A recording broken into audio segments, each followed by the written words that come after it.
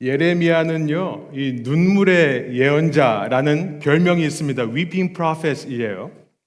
그는 남유다 왕국 구약 시대에 The Southern Kingdom of Judah, 남유다 왕국이 멸망해 가는 시기에 활동했던 예언자로서 이 고난에 직접 동참했기 때문에 그렇습니다.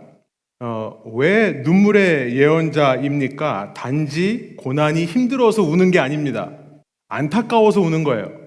It was not simply because suffering made him cry. He wept because his heart was broken. 여러분이 사랑하는 가족이요, 이 위험한 길로 가고 있다고 상상해 보세요. 여러분은 멀리서 이 그림이 보이시죠? 여러분은 멀리서 그 길 끝에 낭떠러지가 있는데, 클리프가 있어요. 여러분은 보이는데 그는 보지 못하고 계속해서 그 길로 갑니다. 여러분이 아무리 소리를 지르면서 더 이상 가면 안 된다고 해도 듣지 못하고, 아니 듣고서도 무시하고 가는 겁니다. 그러다가 거기서 결국 그가 떨어져서 크게 다쳤다고 생각해 보세요. 얼마나 안타깝겠습니까? 여러분 안타까워서 울지 않겠습니까? 여러분 부모님의 마음이 이런 거예요. They are not nagging for the sake of nagging. 그냥 잔소리하고 싶어서 잔소리하는 게 아닙니다. 혹시라도 이렇게 잘못된 길로 가다가 다칠까 봐 그러시는 거죠. 예레미야는 유다 백성을 향한 하나님의 말씀을 전합니다. 1절에 보니까요. 1절을 다시 보여주시면 그때가 남유다의 마지막에서 두 번째 왕이었던 여고냐, 제코나야라고 하는 왕이 다스릴 때라고 합니다. 다른 이름으로 여고냐가 여호야긴이라고 하는 이름이 있습니다. 제호야친이라는 왕이 있었는데, 이 왕이 바빌로니아 느부갓네살 왕에 의해서 포로로 잡혀간 시대, 그 시대에 일어났던 일이라고 1절이 말씀하고 있습니다. 주전 597년이에요. 주전 597년, 슬라이드 나오죠? 근데 이때로부터 약 10년 후가 되면 주전 586년에 느부갓네살 왕이 다시 남유다에 와서 예루살렘을 완전히 무너뜨리고 그 성전을 불태우는 사건이 일어나게 되는데요. 10년밖에 남지 않은, 이렇게 멸망이 곧 코앞에까지 온 상황인데도 불구하고 유다 백성들은 끝까지 회개하지를 않는 겁니다. 그러니까 예레미야가 너무나 안타까워서 눈물로 이 메시지를 전한 것입니다. 예레미야 9장 1절에 보니까 이런 말씀이 있어요. Oh, that my head were waters and my eyes a fountain of tears, that I might weep day and night for the slain of the daughter of my people. 예레미야가 얼마나 울었는지요. 차라리 내 머리가 물통이었으면 좋겠다 이러는 거예요. 내 눈이 눈물샘이었으면 좋겠다라고 할 정도로 울었던 겁니다. 사랑하는 여러분, 오늘날에도 우리를 위하여 눈물을 흘리며 탄식하는 분이 있다는 사실을 아세요? We also have the one today who weeps and groans on our behalf. 누구시죠? 바로 성령 하나님이십니다. The Holy Spirit, the Spirit of God. Romans chapter 8 verse 26 says this. 로마서 8장 26절입니다. 우리 한번 한 목소리로 여러분이 편하신 번역을 한번 읽어볼까요? 이와 같이 성령께서도 우리의 약함을 도와주십니다. 우리는 어떻게 기도해야 할지도 알지 못하지만 성령께서 친히 이루 다 말할 수 없는 탄식으로 우리를 대신하여 간구해 주십니다. The Spirit Himself intercede for us with groanings too deep for words. 때로 우리가 약해서 넘어지고 실수하고 더 나아가 하나님을 무시할 때가 있습니다. Ignoring God. 하나님께 기도해야 된다는 것을 알면서도 기도하지 않을 때, 아니 기도하고 싶은 마음조차 들지 않을 때가 있어요. 그때에 우리가 기도 못하니 안타까운 마음으로 탄식한다고 되어 있습니다. 아파하고 슬퍼한다는 말입니다. 탄식하면서 우리를 대신해 누가? 성령 하나님께서 우리를 위해 기도해 주신다는 거예요. 여러분, 우리가 예수 그리스도를 우리의 주인으로 믿을 때에만 이 성령 하나님께서 우리 안에 계셔서 우리와 함께 하시게 되는 겁니다.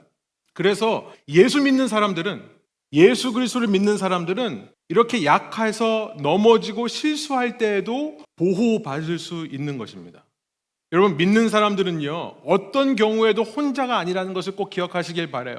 여러분, 외롭다고 자꾸 말하지 마세요. 예수 믿고 성령님을 마음에 모시는 사람들은 잠깐 외로움 감정이 들 수는 있습니다만 외로움에 빠질 수는 없는 줄로 믿습니다. We may feel lonely for a moment, but we are never abandoned to loneliness. 나를 위해 안타까워하며 나를 위해 대신 기도해 주시는 분이 계시다는 사실을 꼭 기억하시길 바라요. 부모님처럼, 우리 엄마 아빠처럼 끝까지 나를 믿어주고 끝까지 나를 위해 응원하는 분이 계시다고요. 아니, 우리 인간 부모님들, earthly parents들은 언젠가 우리 곁을 떠날 것입니다. 그러나 영원히 나를 위해 응원하는 존재, 기도하는 존재가 있다는 사실이 얼마나 감사한지 모르겠습니다. 그렇다면 여러분 정말로 감사하세요? 그러면 그 음성에 귀를 기울이고 오늘 마음을 새롭게 함으로 변화를 받으시는 저와 여러분 되시기를 소원합니다. 탄식하며 우리를 위해 기도하시는 그 소리를 듣기를 원하고요. 탄식하며 오늘도 우리에게 당신의 음성을 들려주시는 주님의 말씀을 들을 수 있게 되기를 소원합니다. 그래서 가지 말라는 길을 가지 않게 되기를 원하는 거예요. 주님께서는요, 이렇게 이스라엘 왕이 바빌로니아 제국으로 끌려간 그때에 예레미야에게 비전, 하나의 환상을 보여주시는데 그 환상의 내용이 2절에 소개되고 있습니다. 예루살렘 앞에 There are two baskets full of figs. 이 무화과가 담긴 광주리 2개를 보여주시는데요. 2절, 3절 우리 한번 편하신 번역으로 한번 읽어볼게요. 2절, 3절입니다. One basket had very good figs, like first ripe figs. But the other basket had very bad figs, so bad that they could not be eaten. And the Lord said to me, What do you see, Jeremiah? I said, figs, the good figs, very good. The bad figs, very bad. So bad that they cannot be eaten. 자, 여기까지 보시면요. 여러분 자신을 good fig and bad figs 어느 쪽이라고 생각하십니까? 좋은 무화과, 나쁜 무화과 어느 쪽이라고 생각하세요? 나는 어떤 사람이라고 생각이 드십니까? 여러분 한 가지를 꼭 기억하세요. 예수 그리스도 안에 있는 사람, if you are in Christ, 그런 사람은요, then the Holy Spirit dwells with you and intercedes for you. 성령 하나님께서 여러분을 위해 함께 기도해 주시는 사람이 되는 겁니다. 그러면 여러분은 무조건 좋은 무화과임을 믿으시기 바랍니다. 여러분은 무조건 좋은 무화과예요. 여러분 옆 사람하고 한번 인사할까요? 당신은 좋은 무화과입니다. You're a good fig. You're a good fig. 여러분 이것은요 우리가 판단할 일이 아니에요. This is not our judgment to make. 이것은 하나님께서 판단하시는 일입니다. 하나님께서는 누구든지 예수 그리스도 안에 있기만 하면 in Christ 그러면 좋은 나무고 좋은 열매라고 하시는 겁니다. 예수님은 포도나무예요. The vine. 그리고 우리는 we are the branches. 우리는 가지예요. 여러분 우리가 열매를 맺을 수 있는 것은 우리의 노력으로 하는 게 아닙니다. 어떻게 하면 열매가 맺히는 거죠? 포도나무인 예수님에게 붙어있기만 하면 되는 거예요. 이것이 성경에 나와 있는 복음이라는 것입니다. Good news. 그래서 gospel. 복된 소식. 좋은 소식이란 무엇이냐면 우리의 힘으로 열매를 맺는 게 아니라는 거예요. 우리는 부족하고 약하고 실수하고 넘어지지만 그러나 예수님 안에만 있으면 우리도 열매를 맺을 수 있더라. 우리도 좋은 무화과가 될 수 있다는 것이 복음의 메시지인 것을 꼭 기억하시길 바랍니다. 그런데요, 오늘 설교의 포인트는 이거예요. 좋은 무화과와 나쁜 무화과의 차이가 뭐냐는 거예요. 하나님께서 예수 그리스도 안에 있는 사람들을 어떤 시각으로 바라보시고 어떻게 대하시는가에 관한 질문인데요. 이어지는 4절, 5절이 저는 startling, 정말 충격적입니다. 깜짝 놀라는 말씀이 이어지고 있어요. 왜냐하면 우리의 기대와 우리의 상식을 overturn, 뒤엎기 때문에 그렇습니다. 여러분 4절, 5절 우리 편한 번역으로 다시 한번 읽어볼까요? 그러자 주님께서 나에게 이렇게 일러주셨다. 5절. 나 주 이스라엘의 하나님이 말한다. 내가 이곳에서 바빌로니아 사람의 땅으로 내쫓은 유다의 포로들을 이 좋은 무화과처럼 잘 돌보아 주겠다. 에잉? 이 뭔가 이상한 것 같습니다. 잘못 들은 게 아닌가 싶어요. 내가 이곳에서 내쫓은 사람들, 유다의 포로들, exiles from Judah.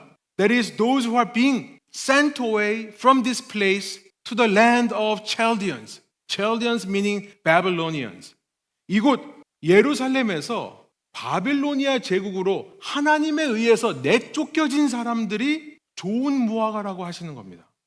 이게 무슨 말이죠? 반대로 우리가 읽지 않았습니다만 나쁜 무화과는 어떤 사람들인가 8절에 이렇게 소개되고 있습니다. 다시 한번 한 목소리로 읽어볼까요? 그러나 유다 왕 시드기야와 그의 대신들을 비롯하여 예루살렘에 남은 사람들과 이 땅에 남은 사람들과 이집트 땅으로 간 사람들은 아주 나빠서 먹을 수가 없는 나쁜 무화과처럼 만들어버리겠다. 나 주가 분명히 말한다. 이렇게 말씀하세요. 바빌로니아로 제코나야, 여고냐 왕이 끌려갑니다. 그랬더니 그를 대신해서 그의 엉클, 삼촌인 시드기야, 제데카야라고 하는 사람이 왕이 돼요. 그리고 그 제데카야, 시드기야와 그의 하이 어피셜들, 신하들, 그리고 이 예루살렘에 남아있는 사람들이 나쁜 무화과라고 하시는 겁니다. 여러분, 이들은요, 세상의 기준으로 볼 때 어떤 사람들이냐면 정말 운 좋은 사람들이에요. Lucky people. 바빌로니아가 유다를 침공한 것이 오히려 그들에게 기회가 되었기 때문에 그렇습니다. 바빌로니아가 유다를 침공한 덕분에 시드기야는 여고니아를 대신해 왕이 될 수 있는 거예요. 시드기야의 사람들은 여고니아의 신하들 대신에 신하가 될 수 있는 겁니다. 오히려 이것이 그들에게 기회가 되었어요. 돈과 권력과 인기를 한꺼번에 얻는 기회가 되었던 것입니다. 이 사람들은요, 고난도 피해가는 사람들인 것처럼 보이는 거죠.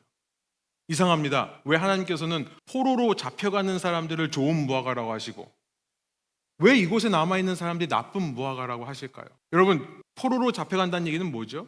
바빌로니아에 가서 바빌로니아의 신을 섬겨야 된다는 의미를 갖고 있는 겁니다. 여러분, 바빌로니아의 포로로 잡혀간 그들이 과연 하나님께 제대로 제사를 드릴 수 있었을까요? 아니죠. 그림을 보여주시면 여러분, 다니엘과 세 친구들의 이야기를 떠올려 보세요. 그들이 바빌로니아 가서 바빌로니아의 신을 섬기기를 거절하니까 어떻게 되죠?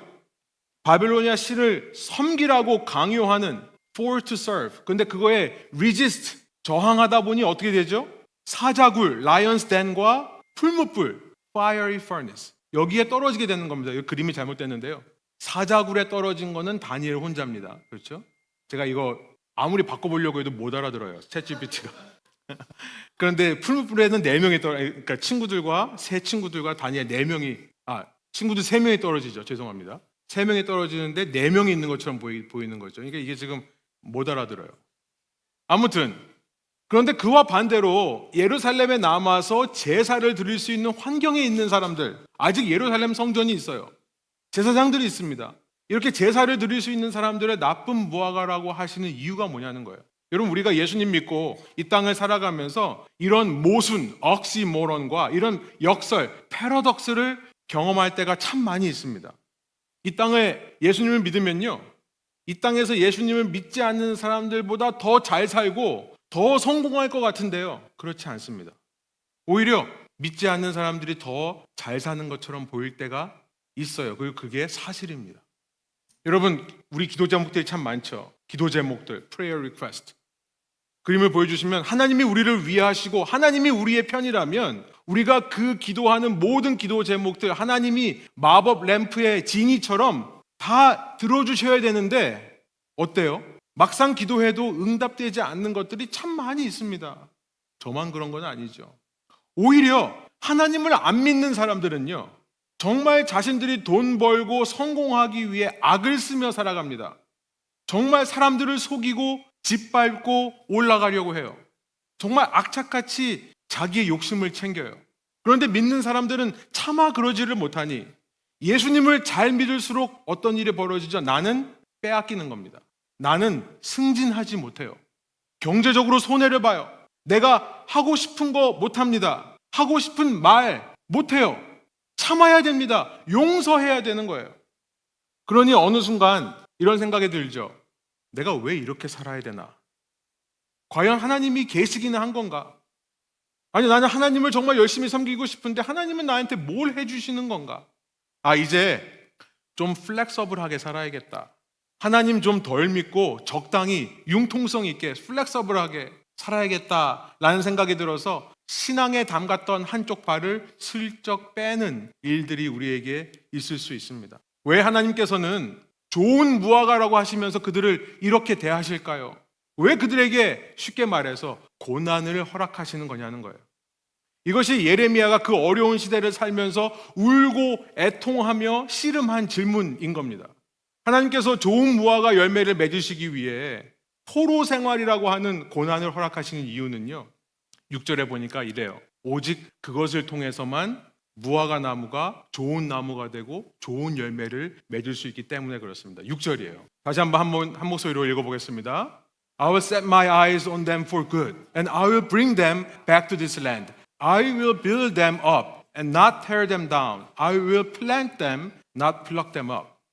그들이 포로 생활을 하고 돌아오면 어떻게 된다고요? 그들이 더 굳게 세워지고 더 굳게 심겨지기 위해서 가는 것이다 라고 말씀을 하시는 거죠. 여러분 잘 생각해 보면 이것이 사실 정원사, 가르디너가 하는 일이 아닙니까? 여러분 나무를 키워보신 분들은 누구나 다 알죠? 열매를 맺기 위해서는, 아니 그것도 그냥 열매가 아니라 좋은 열매가 맺기 위해서 반드시 해야 되는 게 뭐죠? 가지치기입니다. 프루닝이에요. 가지치기.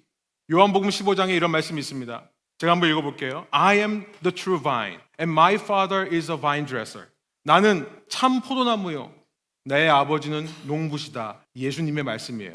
내게 붙어 있으면서도 열매를 맺지 못하는 가지는 아버지께서 다 잘라버리시고 열매를 맺는 가지는 더 많은 열매를 맺게 하시려고 손질하신다. 영어로 보니까 이렇습니다. Every branch in me that does not bear fruit, he takes away. And every branch that does bear fruit, he prunes, that it may bear more fruit. 예수님이 포도나무시고 아버지 하나님은 농부신데요. vine dresser인데요. 우리는 열매 맺는 가지예요. 앞서 말씀드린 대로 가지가 열매 맺기 위해서 필요한 것은 단 하나, 포도나무에 붙어 있기만 하면 되는 겁니다. 그런데 열매 못 맺는 가지는 아버지께서 잘라버리세요. 근데 이게 가지치기가 아닙니다. 그렇죠? 가지치기는 뭐라고 말씀하세요? 열매 맺는 가지가 더 많은 열매를 맺게 하기 위해 하는 게 가지치기예요. 하나님께서는 예수 그리스도 밖에 있는 사람들을 굳이 가지치기 하지 않으십니다. 그냥 잘라버리세요.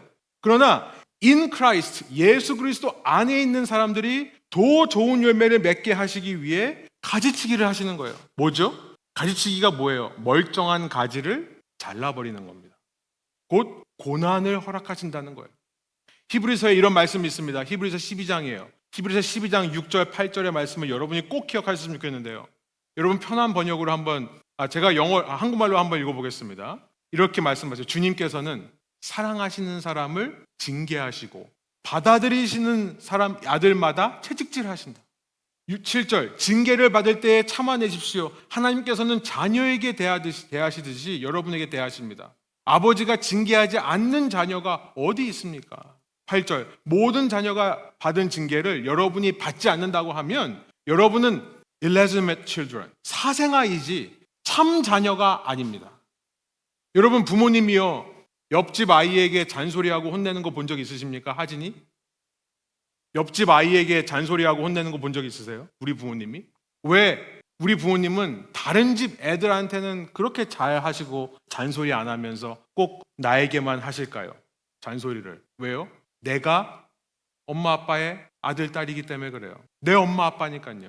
여러분 가끔가다 교회에서 어르신들이 나에게 와서 뭐라고 하는 경우가 있으면 여러분 그것은 어쩌면 나를 정말 친아들, 친딸처럼 생각해서 저러나 보다라고 생각하시면 돼요. 아무튼 이 말씀은 무슨 말씀이냐면 하나님 아버지께서는 당신이 사랑하는 사람마다 반드시 무엇을 준다? 반드시 고난을 주신다라는 말씀이에요. 그래서 주님께서는 이스라엘에게, 좋은 무화과들에게 바벨론 포로 생활을 허락하시는 겁니다. 그러면서 그들을 더 좋은 무화과 나무 만들겠다라고 말씀하세요. 비록 포로 생활이 힘들지만 그 고난을 통해 연단되는 것입니다. refinement. 여러분 어떻게 고난을 통해 우리의 연단이 이루어지는가? 첫 번째 포인트가 이것입니다. 우리가 이제 다음 주에 예레미야를 계속 읽겠지만은요, 예레미야의 첫 번째 포인트는 뭐냐면 이 포로 생활이 결코 길지 않을 거다라는 말씀을 하세요. 몇 년인지 아세요? 70년. 70년이라는 시간이 한 개인의 시간으로는 긴 시간처럼 느껴질 수 있습니다. 그러나 한 민족 단위로는 결코 긴 시간이 아니에요. 한 민족이 다른 나라에 의해서 완전히 멸망해 버렸는데 70년 만에 다시 그 나라가 회복된다? 결코 길지 않은 시간인 것입니다.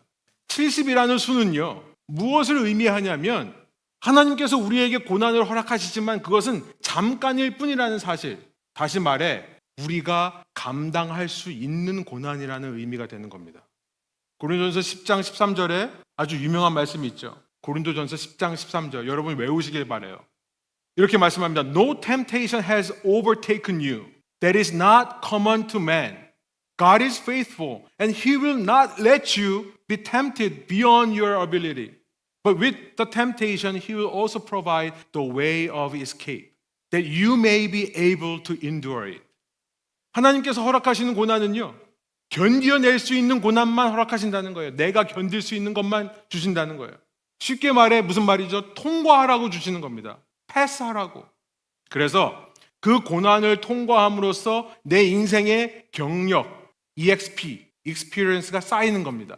여러분 그래서 한국말로 역경, affliction이라는 말을 거꾸로 하면 경력이 된다고 하잖아요. 두 번째 포인트는요, 어떻게 고난이 우리에게 연단이 되는가? 예레미야의 두 번째 포인트는 본문 6절입니다. 6절로 다시 가서 다시 한번 우리 한 목소리로 읽어보겠습니다. 같이 한번 읽죠. 내가 그들을 지켜보면서 잘되게 하고 다시 이 땅으로 데려오겠다. 내가 그들을 세우고 헐지 않겠으며 내가 그들을 심고 뽑지 않겠다. 고난 속에서 우리는요, 여기 보니까 뭐라고 말씀하세요? I'll set my eyes on them for good. 고난 속에서 우리는 하나님의 지켜보심, 곧 보호하심을 경험하게 됩니다. 하나님께서는 백성을 다시 이 땅으로 데려오실 때까지, 되돌아오게 하실 때까지 지켜주시며 보호하신다는 것을 말씀하고 있습니다. 여러분, 이 고난의 시기라고 하는 것은 바벨론 포로의 시기는 그냥 어려운 시기가 아니라 어쩌면 하나님의 이렇게 나를 지켜보시고 나를 바라보시는 그 시선을 느낄 수 있는 기회일 수도 있습니다. 실제로 이 70년이 지난 후에 이 이스라엘 백성이 바빌로니아에서 기적적으로 풀려나서 다시 예루살렘 땅으로 돌아왔을 때 그때 활동했던 예언자 중에 스가랴, 제카라야라고 하는 예언자가 있는데요. 그 예언자가 자기의 책 2장 8절에서 이런 말씀을 우리에게 전합니다. 8절이에요. 만군의 주님께서 이렇게 말씀하신다. 주님께서 나에게 영광스러운 임무를 맡기시고 너희를 약탈한 민족에게로 나를 보내시며 말씀하신다. 너희에게 손대는 자는 곧 주님의 눈동자를 건드리는 자다. He who touches you touches the apple of his eye, the Lord's eye. 주님의 말씀이에요. 너희를 손대는 것은 내 눈동자를 손대는 것과 마찬가지다. 여러분, 우리 몸 중에서 가장 예민한 부분 중에 하나가 어디예요? 눈동자입니다. eyes예요. 작은 먼지 하나, a tiny speck of dust, or even a wind, 바람만 불어도요, 우리 눈동자를 지키기 위해 눈이 감겨요. 그죠? 지금 주무시는 분들은 눈동자 보호하고 계시는 거죠?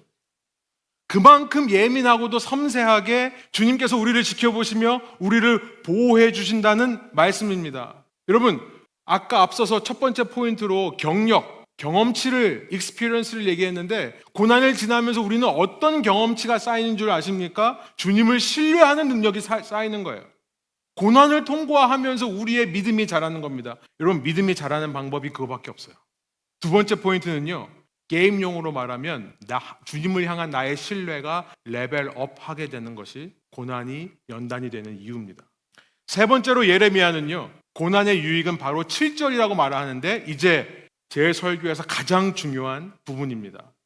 이것이 가장 중요한 포인트예요. 우리 7절 다시 한번 마음을 새롭게 하는 마음으로 주님의 말씀을 같이 한번 읽어보겠습니다. 이제는 내가 그들에게 나를 그의 주로 알아볼 수 있는 마음을 주겠다. 그러면 그들이 온전한 마음으로 나에게 돌아와서 나의 백성이 되고 나는 그들의 하나님이 될 것이다. I will give them a heart to know me, that I am the Lord. 여러분, 고난의 유익 중에 가장 큰 유익이 무엇이냐? 고난을 통해 우리는요, 주님을 주님으로 알아보는 효과가 있다는 겁니다. 주님을 주님으로 알아보는 효과. 우리가 다음 시간에 더 자세히 살펴보겠습니다만, 여러분, 고난을 통해 우리는요, 예수 그리스도가 온전히 내 삶의 주인이 되시는 경험을 하게 됩니다. 사랑하는 여러분, 우리는 고난을 만나기 전까지 우리는 하나님을 믿는다면서도 실은 하나님이 아니라 어쩌면 우상을 믿는 사람들인지도 몰라요. 하나님을 믿는다면서 끝까지 우상 숭배를 놓지 않은 이스라엘, 유다와 같은 모습으로 사는 건지도 모르겠습니다. 한 예로 우리의 기도 제목들을 한번 살펴볼까요? Prayer request. 여러분, 우리의 기도 제목들이 뭡니까? 시험 때가 되면 시험 잘 보게 해달라는 기도들이 있어요.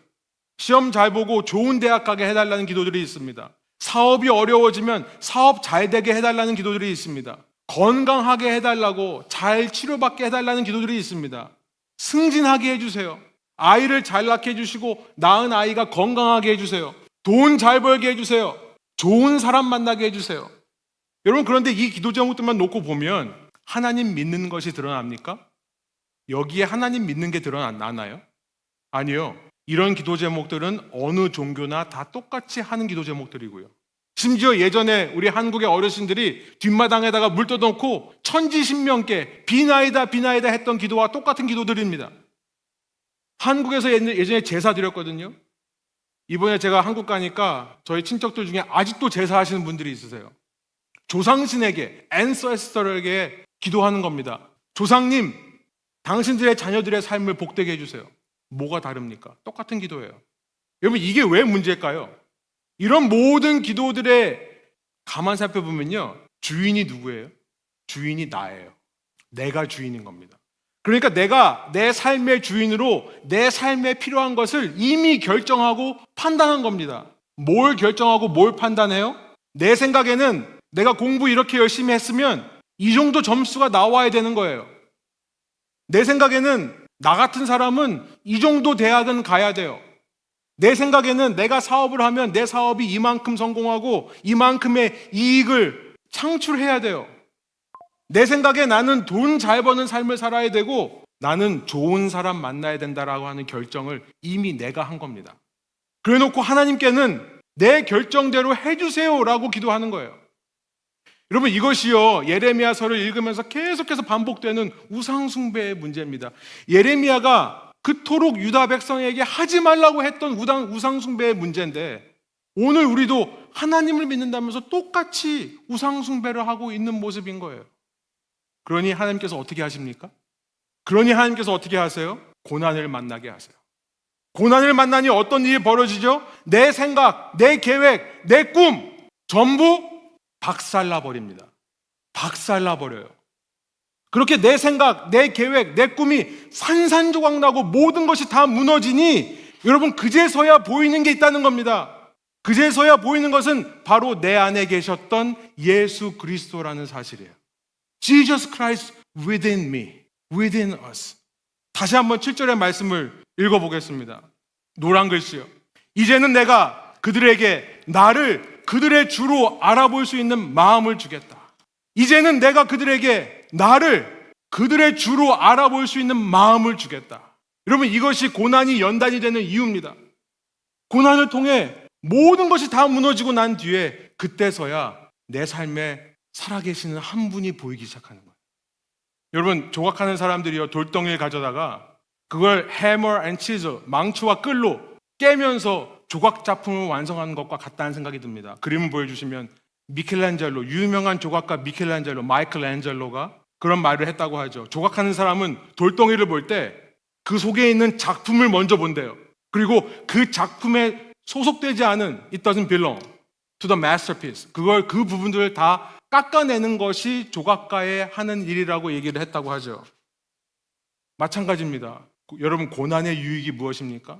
왜 가지치기와 왜 조각하는 일들이 유익이 되는 겁니까?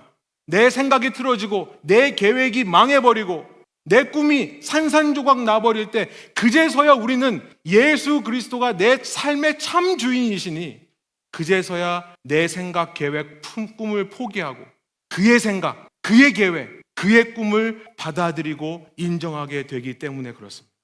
그래서요, 기도가 바뀌어요. 지금 들으시면서 그럼 어떻게 기도하라는 거냐 생각하시는 분들에게 답을 드립니다. 여러분, 시험을 앞두고 좋은 결과를 위해 기도할 수 있습니다. 그런데 그냥 덮어놓고 좋은 결과를 주세요라고 기도 제목을 내는 게 아니라요, 이런 말을 붙이는 겁니다. 주님께서 원하시면 저에게 좋은 결과를 주세요라고 기도하는 겁니다. 주님께서 원하시면 저를 좋은 대학 가게 해주세요. 주님께서 원하시면 그냥 무조건 사업 잘 되게 해달라고 하는 게 아니라 주님께서 원하시면 사업 잘 되게 해주세요. 주님께서 원하시면이란 말을 앞에 붙이는 겁니다. 그리고 거기서 끝나는 것이 아니에요. 그러나 만일 주님께서 원하시지 않는다면 그래도 주님을 믿게 해주세요. 주님께 더 선한 뜻이 있으리라 믿고 감사할 수 있게 해주세요. 이것을 덧붙이는 겁니다. 앞으로 여러분 소그룹에서, 스몰 그룹에서 혹은 여러분 순에서 기도 제목 나누실 때 꼭 이렇게 하세요. 최소한 저에게 신앙을 배우신 분들, 저에게 제자 훈련 받으신 분들이라면 이것만큼은 꼭 지키십시오. 기도 제목 쓰실 때요, 그냥 기도 제목 쓰지 마시고 앞에다가 꼭 쓰세요. 주님께서 원하시면. 슬라이드를 보여주세요. 귀찮으면 그냥 줄여서 주원이라고 쓰시든지, 아니면 우리 교회에 주원이가 있으니까 여러분 우리 신앙의 선조들이요 라틴어로 이렇게 말했습니다. 데오 볼렌테, 데오 볼렌테, 줄여서 DV라고 쓰세요. 혹은 영어로 If the Lord wills, LW라고 쓰셔도 돼요. 주님께서 원하시면. 그러나 주님께서 원하시지 않으시면 그래도 내가 주님을 믿게 해주세요. 주님께 더 선한 뜻이 있음을 믿고 감사하게 해주세요. 여러분 말씀이 부담스러우세요? 어제 묵상이 있었죠. 예레미야 23장 묵상의 말씀. 여러분 말씀이 부담스럽다는 말 절대 하면 안 된다고 하나님께서 말씀하십니다. 다만 주님께서 뭐라고 하셨는지만 서로에게 나누라, 이런 말씀을 하셨죠. 말씀을 정리해 볼게요. 하나님께서는요 당신의 백성을 고난으로 내쫓으시는 분이십니다. 예레미야가 외친 하나님은 그런 하나님이에요. 당신의 단 하나뿐인 아들 예수 그리스도도 똑같이 하셨습니다. 예수님께서 이 땅에 오셔서 처음 사역을 시작하실 때 그를 광야로 내모신 것은 성령이었습니다. 예수님께서 이 땅에서 사역을 마무리하실 때 십자가라는 고난을 가게 하셨어요. 그러나 그 십자가의 고난을 통해 어떤 일이 벌어집니까? 그 밀알 하나가 땅에 떨어져 죽으니 수많은 사람을 살리는 큰 나무로 변하게 되는 것입니다. 그런 하나님이세요. 우리가 믿는 하나님이 그런 하나님이십니다. 그 하나님께서 오늘날 저와 여러분도 동일하게 이끄시는 줄로 믿기 원합니다. 첫째로 고난은요 결코 영원하지 않을 거예요. 여러분이 감당할 수 있는 고난을 허락하실 것이고요, 감당할 수 없을 때라면 피할 길을 내실 겁니다. 이 일을 통해 견디게 하세요. 이기게 하세요. 신앙의 경력을 쌓게 하시는 겁니다. 두 번째, 그 고난 속에서 우리를 당신의 눈동자처럼 지키시고 보호하시는 하나님의 손길을 느끼게 됩니다. 고난을 통과해야지만 우리의 믿음은 자라게 되는 것입니다. 유일한 방법이에요. 셋째로, 그러나 가장 중요한 것은 이 고난을 통해 여러분 속에 예수 그리스도를 주로 알아보시게 되기를 원합니다. 다른 모든 것, 경제적 지위건, 사회적 지위건, 건강이건, 자녀건, 그 무엇도 주님 앞에 내려놓아야 될 것임을 깨닫게 되시는 저 여러분 되기를 원합니다. 7절 다시 한번 제가 읽습니다. 이제는 내가 그들에게 나를 그들의 주로 알아볼 수 있는 마음을 주겠다. 그러면 그들이 온전한 마음으로 나에게 돌아와서 나의 백성이 되고 나는 그들의 하나님이 될 것이다. 그때야 우리는 진정으로 7절의 말씀처럼 하나님이 내 하나님 되시고 나는 그의 백성으로서 이 땅을 살아가게 될 수 있게 될 것입니다. 함께 기도하겠습니다.